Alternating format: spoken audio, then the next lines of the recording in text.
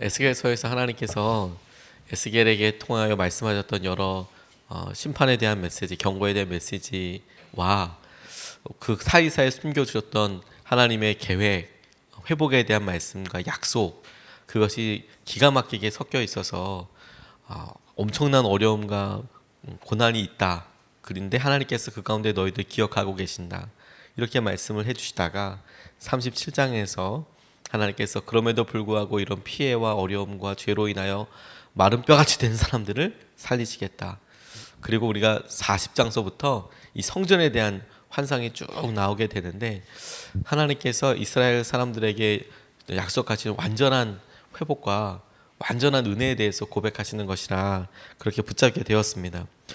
에스겔서에 저는 백미라고, 은혜의 백미라고도 생각이 되는데, 그들이 하나님과의 관계에 있어서 깨닫지 못했던 것들을, 완전히 허물어져 있던 것들을 하나님 쪽에서, 하나님께서부터 성전을 세우고 그곳에서부터 은혜를 허락하여 주셔서 저들을 완전히 일으켜 세우시겠다, 민족을 살리시겠다라는 하나님의 계획을 이 환상을 통해서 보게 됩니다. 이 말씀을 통해서 하나님께서 오늘 우리에게, 우리 마음 가운데 주실 회복과 우리가 붙잡아야 될 은혜에 대해서 같이 생각하고 싶습니다. 첫 번째로 우리가 이 말씀을 통해서 주목하고 함께 기도하고 싶은 것은, 이 은혜가 하나님께로부터 시작이 되는데 성전으로부터 시작이 되더라 하는 것입니다. 1절 말씀을 보니까, 그가 나를 데리고 성전 문에 이르시니 성전의 앞면이 동쪽을 향하였는데 그 문지방 밑에서 물이 나와 동쪽으로 흐르다가 성전 오른쪽 제단 남쪽으로 흘러 내리더라. 이렇게 이야기하고 있습니다. 성전에서부터, 그 문지방에서부터 물이 흘러내리는데, 이것이 성전의 또 다른 틈으로 남쪽으로 쭉 흘러서 내려가고 있더라.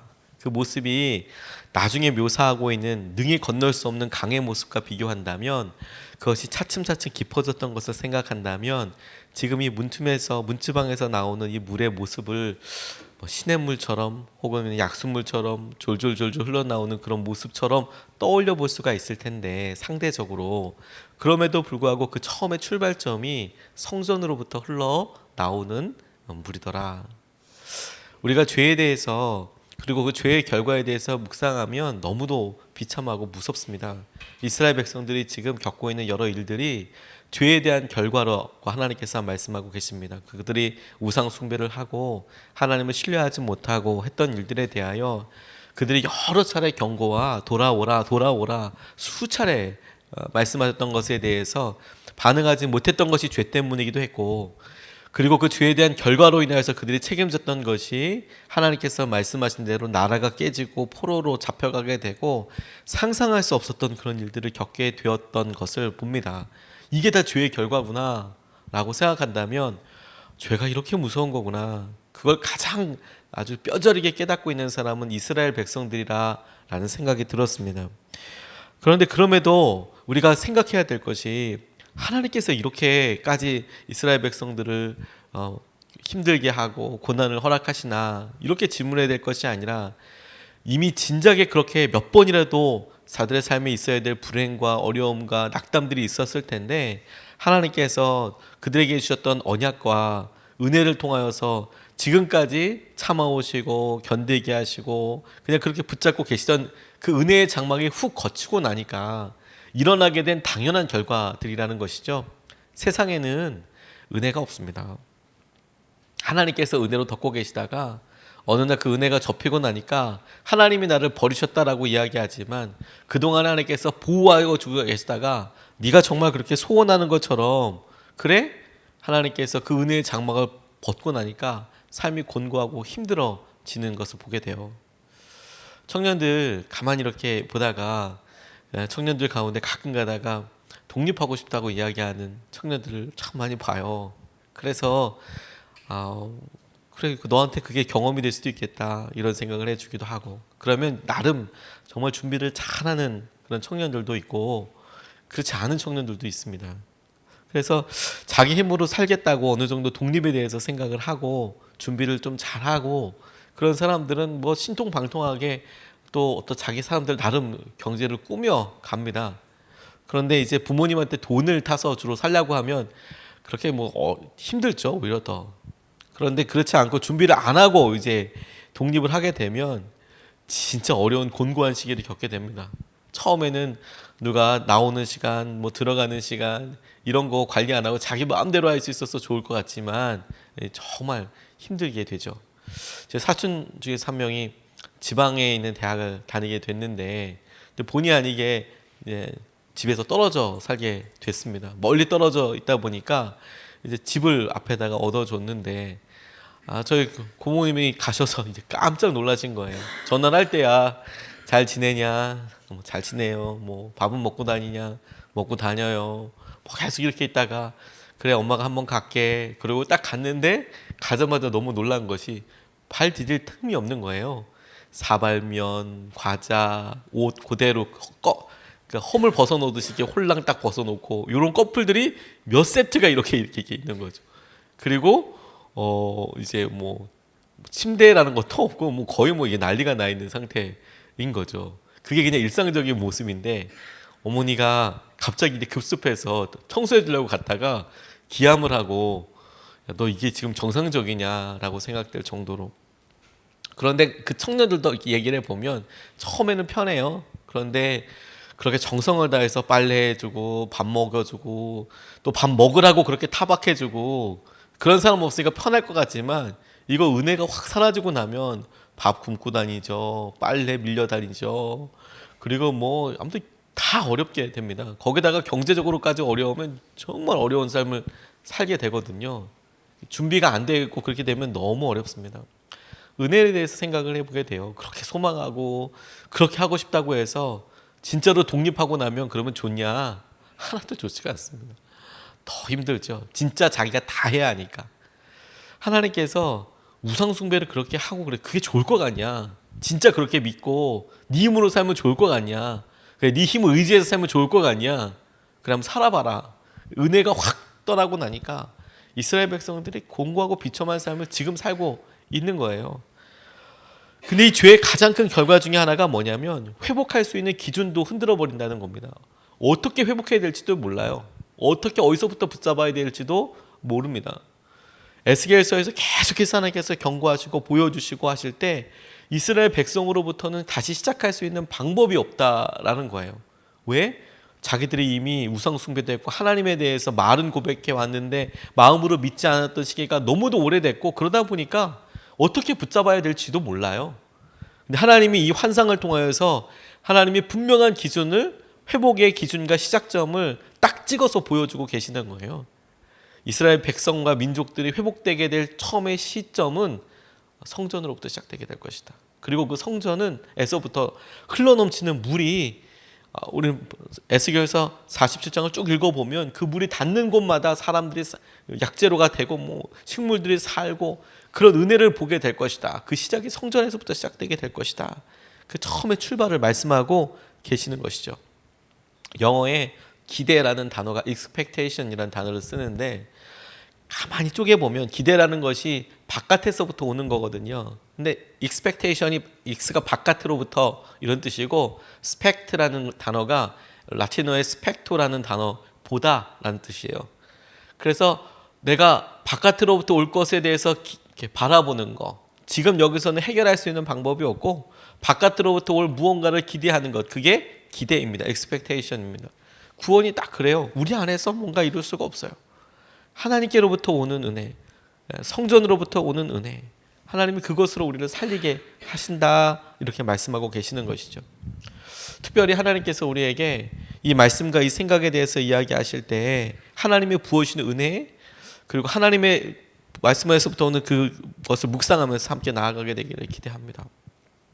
두 번째로 붙잡게 된 것은 뭐냐면 은혜의 한계를 넘어서라 라는 말씀입니다. 2절서부터 5절까지 말씀을 보면 그가 또 나를 데리고 북문으로 나가서 바깥길로 꺾어 동쪽을 향한 바깥문에 이르시기로 본즉 물이 그 오른쪽으로 스며 나오더라. 그 사람이 손에 줄을 잡고 동쪽으로 나아가며 천척을 측량한 후에 내게 그 물을 건너게 하시니 물이 발목에 오르더니 다시 천척을 측량하고 내게 물을 건너게 하시니 물이 무릎에 오르고 다시 천척을 측량하고 내게 물을 건너게 하시니 물이 허리에 오르고 다시 천척을 측량하시니 물이 내가 건너지 못할 강이 된지라.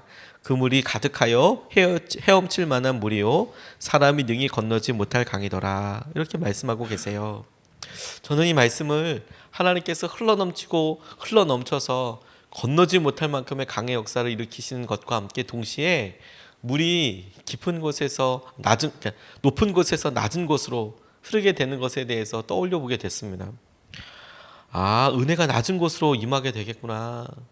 문지방에서 스며 나오는 정도의 이런 물이 동쪽으로 흘러서 발목에, 무릎에, 허리에 건널 수 없는 강이 된다고 이야기하고 계시는데, 하나님께서 하나님의 은혜가 주님께로부터 갈망하고 깊은 곳으로 기다리고 있는 그 바깥에까지 다 흘러 넘치게 될 때 이게 큰 은혜가 되겠구나. 우리 심령에도 가만히 보니까 깊은 곳들이 있더라고요. 낮은 곳들이 있더라고요. 무너진 곳들이 있더라고요. 그곳 하나님께서 흘러 넘쳐서 이렇게 주시게 되는 은혜를 보게 됐구나. 이걸 그림으로 떠올려 보니까 그렇게 생각을 하다가 하나님께서 이렇게 주시는 걸 보니까, 그런데 성전 가까이 있을 때에는 작은 물, 우리가 보기에 발목처럼 은혜가 왜 여기밖에 없지? 라고 생각할 수 있겠구나. 그래서 내가 힘들다라고 고민할 수도 있겠구나. 큰 은혜, 건널 수 없는 강의 은혜만 생각하고 그것에 대해서만 이게 은혜야 라고 생각하는 경우도 있지만, 그런데 가만히 보니까 신락 같은 은혜도 하나님께로부터 오는 은혜가 정말 중요한 은혜이겠더라고요. 가까이 주님께서 하신 은혜들, 그걸 보게 되고 누리게 되고 거기에 계속 만족하고 하다 보면 하나님께서 우리의 갈망 가운데 깊은 곳까지 하나님의 은혜를 채워서 이렇게 가게 해주시겠구나. 그렇게 기대해 보게 되었습니다. 이 스며 나오는 은혜를 통해서 하나님께서 어느 순간에 우리에게 기쁨과 은혜와 마음을 이렇게 허락하여 주시겠구나. 은혜에 대한 갈망이 있는 것이 참 감사하고 영적으로 중요한 도전인데, 가끔 이렇게 만나 보면 여러 성도님들 마음속에 갖고 계신 어떤 모습이 있어요. 그래서 그 모습이 한결같이 성령의 충만함과 은혜와 회복에 대해서 이야기할 때 자신이 가장 좋았을 때, 자신이 가장 많이 사역하고 가장 많은 시간을 들이고 가장 많은 일들에 대해서 이렇게 그리고 계십니다. 그게 나쁘지만은 않습니다. 그런데 우리가 한 가지 한계가 뭐냐면, 그렇게 가장 절정으로 사역하고 경험하고 기뻤을 때에는 사실 여러 조건들이 있었거든요. 그 조건들은 본인이 원해서 겪게 된 조건들도 있고 어쩔 수 없이 그렇게 돼서 있었던 조건들도 있거든요. 근데 그게 그렇게 딱 합해져서 그런 큰 은혜와 마음을 경험했었는데, 우리의 삶의 시기들이 지나가고 나면 그런 딱 똑같은 조건이 맺혀진다는 게 정말 쉽지가 않은 거예요. 아니, 거의 불가능한 일입니다. 예를 들어 대학교 다닐 때처럼 그렇게 평안하고 널널하고 이렇게 시간을 쓸 수 있을 때가 어디 있습니까? 자기 마음대로 결정할 수 있고 직장 다니고 이러면 완전히 달라지는 거거든요. 근데 이제 그때 삶을 가지고 내 믿음이 이제 많이 쓰러졌어, 낙담이 돼, 이렇게 단순 비교하면 정말 어려운 것이죠. 근데 그럴 때는 뭘 바라봐야 되는 거냐면, 흘러넘치는 그런 강의 역사도 있지만 성전으로부터 나오는 신락 같은 샘물이 내게 있는가, 그거 내가 보고 하나님께서 하시는 것들로 있게 되는가. 그게 우리가 은혜를 바라보는 한계라 수도 있겠다는 생각을 하게 됐어요. 워치만 네가 고난 때문에 기도하다가 잠이 들었습니다. 이거 어떻게 해야 됩니까? 그랬더니 하나님께서 환상 중에 바다 위에 배를 보여주시고 그 배 앞에 암초를 보여주시고 그리고 그 배 위에 타고 있는 자신의 모습을 보여주시면서 질문하시는 것 같더랍니다. 어떻게 할까? 이 암초를 없애줄까? 아니면 물이 넘쳐서 불어서 암초를 넘어서게 해줄까? 근데 가만히 생각해 보니까 암초가 없어져도 또 낮아지고 뭐 그러면 그럴 것 같은데, 물이 많이 불어넣으면 암초가 있건 없건 상관이 없지요. 넘어갈 수 있으니까. 그래서 하나님, 암초를 능히 넘어설 수 있는 그 은혜를 주십시오. 넘어설 수 있게 해주십시오. 우리 삶에도 하나님께서 은혜를 이렇게 갈망할 때 하나님께서 낮은 곳으로 이렇게 흘러가는 이 물이 이렇게 있을 텐데, 우리가 준비가 되고 나아가기만 하면 진짜 하나님의 성전에서 오는 물로 우리가 충만하게 채워지게 해주십시오. 하나님께서 하신 은혜로 이렇게 채워지고 나아가게 해주십시오. 우리 앞에 어려움이 이렇게 있습니다. 은혜를 구하여야 될 텐데, 사람들은 힘들어지면 너무 많이 일해서 힘들다고 이야기를 해요. 사역이 많아서 힘들다고 이야기를 합니다. 그 말이 내심 진심이 있고 사실인 부분들도 있습니다. 근데 부분들도 있습니다. 그런데 가만히 기계를 보면 사람과 기계를 비교하는 것이 조금 그렇긴 하지만 기계를 가만히 보면 너무 많이 사용해서 망가지는 경우보다 윤활유 없이 사용을 해서 망가지는 경우들이 훨씬 더 많더라고요. 거기에 적당한 기름이 있고 그렇게 움직이도록 만들어져 있는데 그런 윤활유가 없어서 망가지는 경우들이 훨씬 더 많습니다. 그러니까 성령의 은혜와 어느 순간에 주님을 갈망하고 바라봐야 될 것들이 사라지고 난 다음에 움직이게 돼서 힘든 것들이 훨씬 더 많이 있더라고요. 하나님께서 우리에게 주신 은혜를 구하고 하나님께서 이끌어주시는 완전한 회복을 우리가 구하기를 주님의 이름으로 축복합니다. 하나님께서 이 성전의 모습을 통하여서 우리에게 이제 때가 되었구나. 하나님 우리의 마음이 곤고하고 힘들다면 하나님 성전으로부터 흐르는 것이 낮은 곳으로 이렇게 흘러넘치게 될 텐데 진짜 세상의 것, 내 만족의 기준이 아니라 하나님 말씀으로부터 흘러넘치는 것들이 우리 가운데 채워져서 우리가 완전히 회복되게 해주십시오. 이렇게 같이 나아갈 수 있으면 좋겠습니다. 오늘 두 가지 말씀을 같이 나눴는데 첫 번째는 성전으로부터 흘러넘치는 은혜에 대해서, 그리고 두 번째는 은혜의 한계가 이렇게 있는데 우리 스스로가 정해놓은 얼마만큼의 이런 것들보다 성전으로부터 흘러넘치는 이것으로 우리가 기쁘고 충만하게 해달라고 이렇게 우리가 같이 좀 기도하고 나눌 수 있으면 좋겠습니다. 우리가 두 번 나눠서 같이 기도하겠습니다. 첫 번째 같이 기도하고 싶은 것은 말씀에 대한 은혜를 부어달라고 기도하고 싶습니다. 하나님께서 성전으로부터 흘러넘치는 은혜를 주신다라고 이렇게 말씀하셨는데 이것은 우리 교회와 우리의 마음속에 하나님께서 주시는 언약, 보좌로부터 흘러넘치는 은혜라고 싶습니다. 하나님 말씀이 우리 가운데 잘 들리게 하여 주시고 예배 시간에도 또 우리가 말씀을 혼자 읽을 때에도 큐티할 때에도 하나님의 말씀이 우리 가운데 잘 들려와서 주님의 은혜와 기쁨이 누려지게 하여 주십시오. 말씀에 대한 은혜가 하나님 우리 가운데 먼저 회복되게 하여 주십시오. 우리 첫 번째로 같이 기도하시겠습니다. 아버지 하나님